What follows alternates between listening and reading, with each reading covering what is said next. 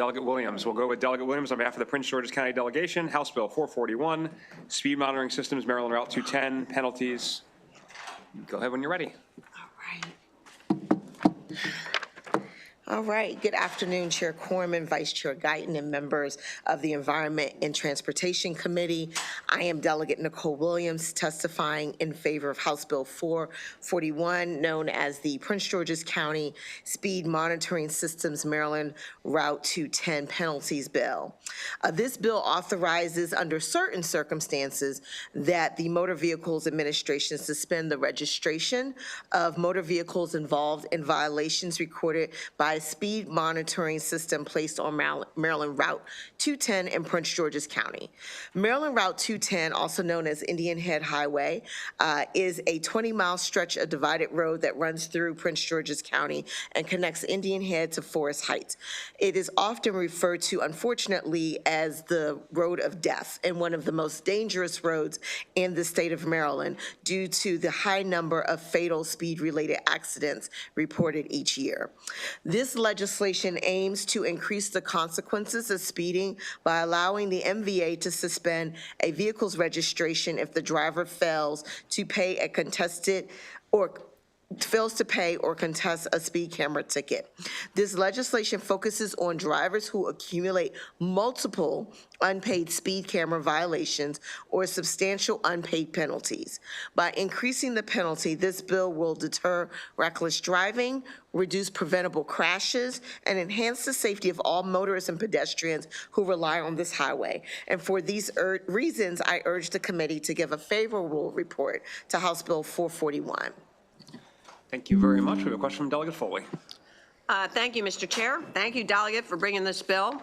And I've certainly, having driven on 210, not too often, but the few times I've been there, I certainly see why additional enforcement is necessary. But my question is, do you know of another situation where we have a driving record based on the road that the vehicle is driving on? That seems a little unique to me, and I just wondered if there was anywhere else where that was the case, where we had this kind of severe penalty for driving on a specific road in violation of speed laws.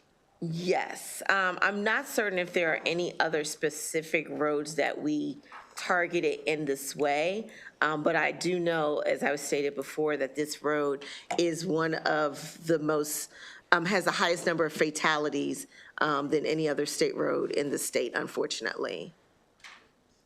Okay. And my second question is a follow-up to that, if I might, Mr. Chair. So is there a way, obviously they know where the location of the speed camera is, but once the violation is recorded and the citation is issued, does that information follow the violation as it works its way through the system, so that they would know that all of those were from one road? All of these, given violations were one road? Do you know that? I'm not certain 100%. Let me see. I'm looking at the fiscal note here.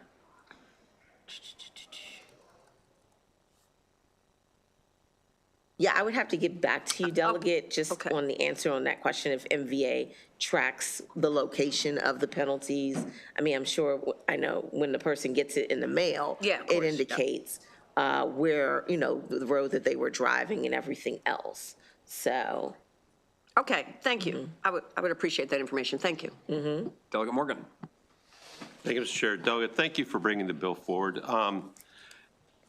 Chairwoman Valderrama was in here a couple days ago with a bill sort of similar, but she mentioned that last year on Route 210 there were 90,000 speeding tickets given. Do you have any idea how much money was collected from those 90,000 tickets? I don't know the exact dollar amount that was captured from those tickets, but I do know in the fiscal note it does mention that if this bill were to go into effect, it would help to increase revenues to our Transportation Trust Fund, which I know we hold very near and dear to our heart. But I don't know the exact dollar amount. Okay, thank you. From those tickets from last year. Okay. Delegate Lewis. Thank you, Mr. Chair. Thank you, Delegate Williams for bringing this bill. We have heard about the dangerous conditions on this stretch of road. I'm just curious, so there are other legislative proposals before us this year to address dangerous driving. Right. There's a piece of legislation that would force repeat dangerous drivers into a sort of training program.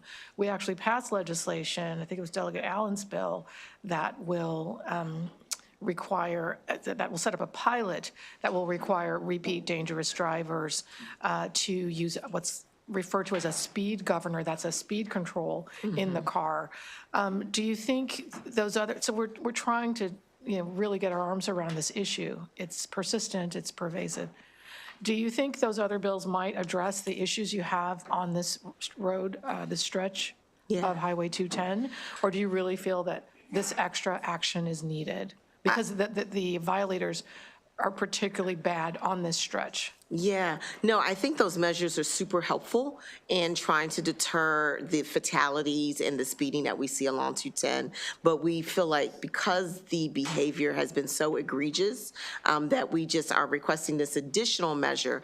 And then I wanted to circle back to Delegate Foley's question in the fiscal note. It says that if the person liable for the violation does not pay the civil penalty, MVA may, on notice from Prince George's County, suspend the registration. So it would have to come from a request from the county to MVA is how that would work. All right, well, thank you, thank you. Sure. Additional questions for the delegation chair? Okay, thank you very much. That concludes the bill hearing on House Bill 441. Thank you all so much for your consideration.